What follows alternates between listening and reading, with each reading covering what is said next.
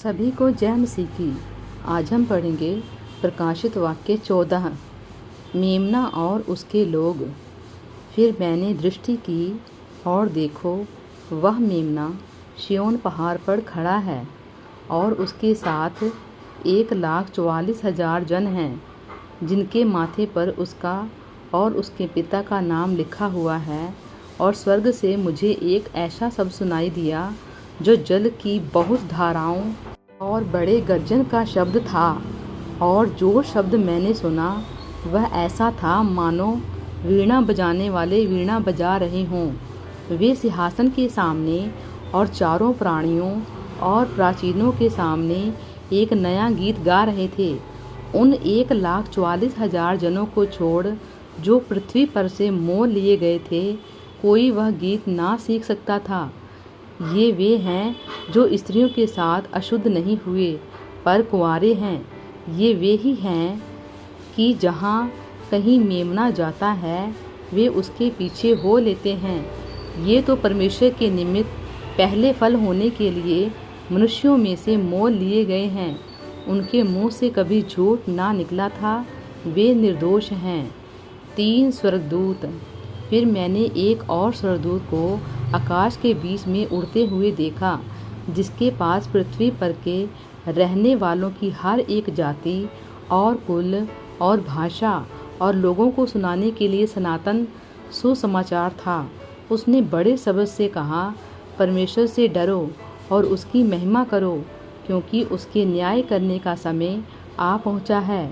और उसका भजन करो, जिसने स्वर्ग और पृथ्वी और समुद्र के जल के सोते बनाए। फिर इसके बाद एक और दूसरा स्वर्गदूत यह कहता हुआ आया, गिर पड़ा, वह बड़ा बेबीलोन गिर पड़ा, जिसने अपने व्यभिचार की कोपमय मदिरा सारी जातियों को पिलाई है। फिर इसके बाद एक और तीसरा स्वर्गदूत बड़े शब्द से यह कहता हुआ आया, जो कोई उस पशु और उसकी मूर्ति की पूजा करे और अपने माथे या अपने हाथ पर उसकी छाप ले, वह परमेश्वर के प्रकोप की निरी मदिरा जो उसके क्रोध की कटोरे में डाली गई है पिएगा, और पवित्र स्वर्गदूतों के सामने और मेमने के सामने आग और गंधक की पीड़ा में पड़ेगा। उनकी पीड़ा का धुआं युगानुयुग उठता रहेगा। और जो उस पशु और उसकी मूर्ति की पूजा करते हैं और जो उसके नाम की छाप लेते हैं, उनको रात दिन चैन ना मिलेगा। पवित्र लोगों का धीरज इसी में है जो परमेश्वर की आज्ञा को मानते और यीशु पर विश्वास रखते हैं। फिर मैंने स्वर्ग से यह शब्द सुना, लिख, जो मृतक प्रभु में मरते हैं वे अब से धन्य हैं। आत्मा कहता है, हाँ, क्योंकि वे अपने सारे परिश्रम से विश्राम पाएंगे और उनके कार्य उनके साथ हो लेते हैं। मैंने दृष्टि की और देखो, उजला बादल है और उस बादल पर मनुष्य के पुत्र सरीखा कोई बैठा है, जिसके सिर पर सोने का मुकुट और हाथ में चोखा हंसुआ है।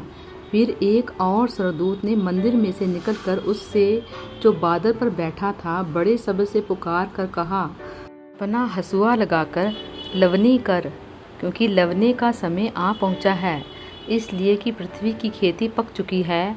अतः जो बादल पर बैठा था उसने पृथ्वी पर अपना हंसुआ लगाया और पृथ्वी की लवनी की गई। फिर एक और स्वर्गदूत उस मंदिर में से निकला जो स्वर्ग में है, और उसके पास भी चोखा हंसुआ था।